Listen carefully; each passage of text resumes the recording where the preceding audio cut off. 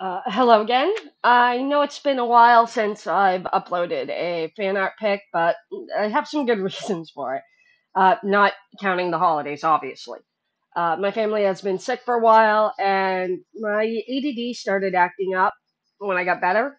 Um, Now, the one thing I've learned about my ADD, especially when it comes to my art, is if I do or am in the process of making an art piece that's very detailed, be it the person or the background, um, I get a little bit like Doug from the movie Up, where Doug is like talking and then all of a sudden he goes, squirrel.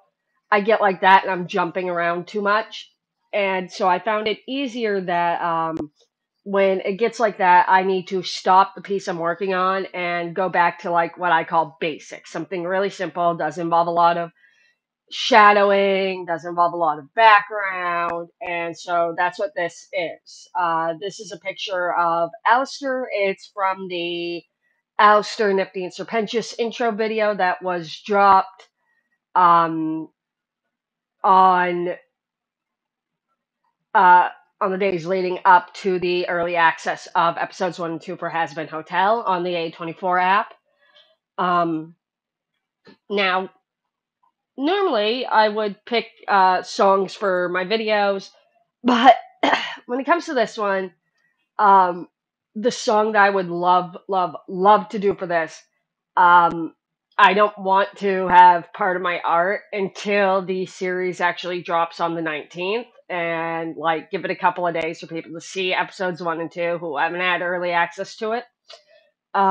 Maybe if those of you who are watching who have seen episodes 1 and 2 might know the song I'm talking about. Yeah, I know it's on YouTube, so like I could pirate it and look it up and get it. But out of respect for Vivian Madrano and the people who worked on the show, I want to wait until the show is like properly dropped, and then I wouldn't mind doing that. So I've decided that instead of doing the songs or a song, I'm going to give my thoughts on the 2 episodes, some theories I have, and one crackhead canon that I got in the tweets and posts leading up to to the early access Has Been Hotel. So heads up, there will be a spoiler warning. Not a lot. I'm not going too deep into the 2 episodes. Just what I've basic thoughts. Maybe after episodes 1 and 2 actually drop on Amazon, I might do a full what I thought of episodes 1 and 2, what I liked, what I didn't like. But for now, this is just base thoughts and base theories that are kind of mumble jumbled a bit. All right, so like I said, spoiler warning coming in three, two, one. So first off, love the episodes as a whole. The characters were awesome, though I was kind of disappointed in Vox and Valentino because leading up to the series proper, they were always portrayed as these, like, maybe not as big of a threat as the Angels, but they were like a secondary big threat. And so to have Vox kind of like not live up to the hype that I think everybody gave him, especially considering how he was supposed to be Alistair's rival. And Alistair's like this uber powerful eldritch voodoo abomination. So, like, it was kind of a weird thing to, like, where I was like, okay, so he's not as threatening as I thought he was going to be. Part of the reason for that is his line in the trailer when he goes, they're going to die, they're all going to die. It wasn't in like I guess maybe I'm a product of my time. It's not like a Disney villain. They're gonna die like like Scar saying it or Ursula or Maleficent being threatening. It's not that. It's kind of like haha, they're all idiots thing. And so like I don't know. I didn't like that for like Alistair's main rival. Um, as far as Valentino goes, I thought Valentino was cool. But it's just I think he lost some of the edge he had from the from Angel Dust's prequel comic as well as the Attic video, which I know the comics are in a bit of a canonicity nebulous area, but up until the series proper, Valentino had been built up as like one of the few characters in the Helliverse you truly, truly despise because they were the like villain. And so to have that kind of like have his teeth kind of pulled a bit in that for the first two episodes is kind of a bit disappointing. I'm hoping that like what we saw of him in episode two was actually a misdirect of, oh, this is how you think he is. He's a bit silly and goofy, but in reality he is actually a force to be reckoned with. I'm really, really hoping that because I would like at least two of the bees to be threatening. I thought Velvet was awesome.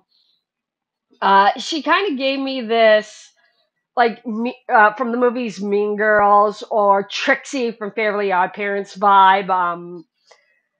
Especially with her lines involving her fashion and the fact that Valentino ripped apart her one of her models. So I thought that was pretty cool because like I think it's funny that at least one of the three Bs is a bit of a like high school popular girl bully. I thought that was pretty cool. Um,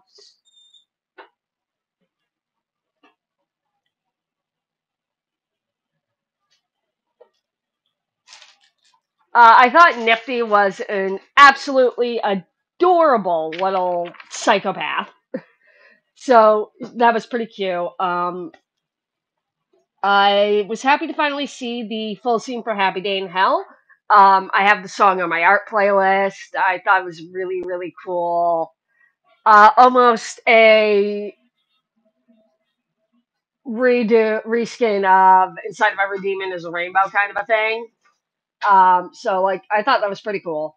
Um, I loved the fact that we know Baggy's the one that's singing about the angels because just hearing the song or seeing what little bit of it you're shown on the video that Amazon and Vivzy dropped for Happy Day in Hell when they released the song, I actually originally thought it was the singer that does the line. Uh, There's a trash fire burning in my soul. I thought that was the one who was singing about like the angels being bloodthirsty and deranged. So that was cool seeing it was Vaggie doing it. I also love the hell of a post truck that Charlie goes on near like the jazzy actual musical beat part of Happy Day in Hell. And that's because like the reason why I say that's a bit of an Easter egg is because if you bought the deluxe or essential early access packages, the stuff that they send you, the only shipping they have on the official Has Been Hotel website is called Hell of a Post, and it's for $6.66. So that was also kind of comical to me. So I thought that was cool. Um, Now, as for my crackhead canon goes, this is one I've had the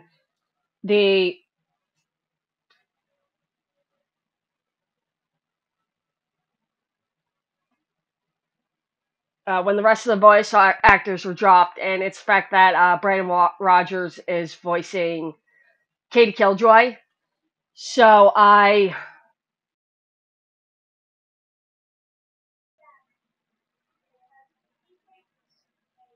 had canon it that Brandon Rogers' other character, Bryce Tankthrust, dies, and when she goes to hell, she ends up becoming Katie Killjoy. I know it's stupid, but like I said, it's crackhead canon. So there was that. Now, as for my theories go, first, I think Adam has always been a dude, bro. And part of the reason why I say this is you get a glimpse of it in the story Charlie tells about how Lucifer and Lilith were sent to hell, how the apple thing happened, all that. And The fact that Adam is the only like shadow puppet that has the side smirk, where all the others just has the side profile of the face without an open mouth. And the way he moves and is like trying to command Lilith is almost kind of like how he's talking about the chick when he's having the meeting with Charlie. And so that's why I think that. I also think Adam shows how corrupt heaven is supposed to be. You get a glimpse of this in episode 4 of Hell of a Boss when you meet the cherubs and they accidentally kill the old guy, and then you have the head cherub come down and go, "Oh no, sorry, you can't go back in heaven." That thing.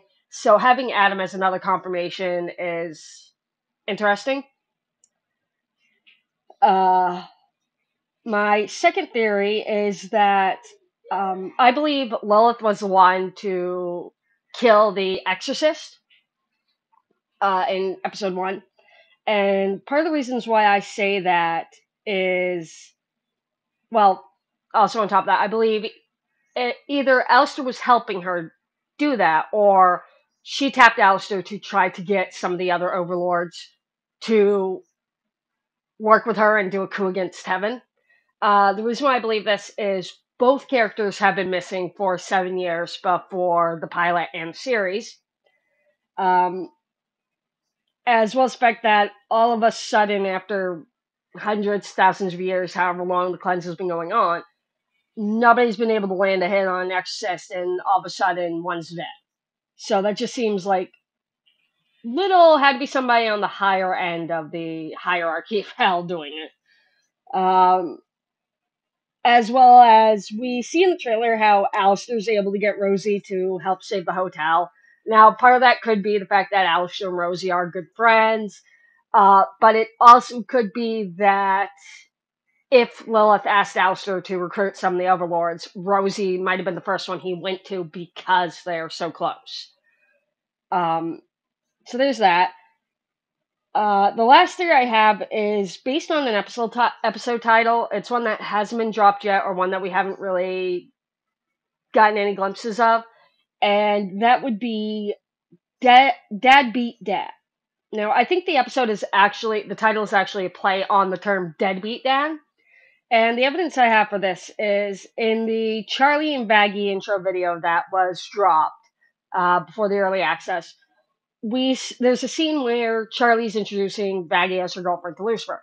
Now, if you look in the background, there's like a baby shower banner that says it's a boy. So I think like Charlie is trying to do something where it might have started off helping like Serpentius, Angel Dust, or other members of the crew get over their own daddy issues, but it ends up her trying to help Lucifer get over his daddy issues. Into which case you would get the dad, Lucifer, and the dad beat being Lucifer's dad. So I would love to see if I'm right on that. I think I might be just giving context clues, but who knows. And so that's it for my base thoughts, stupid theories, weird headcanons.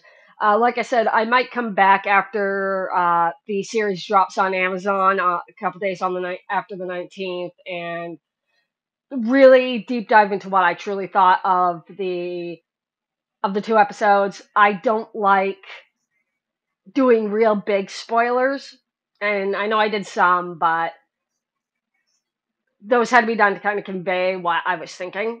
And so my next video is going to be another simple picture of Alistair. And so I hope you like the art. Hope you tolerated my rambling.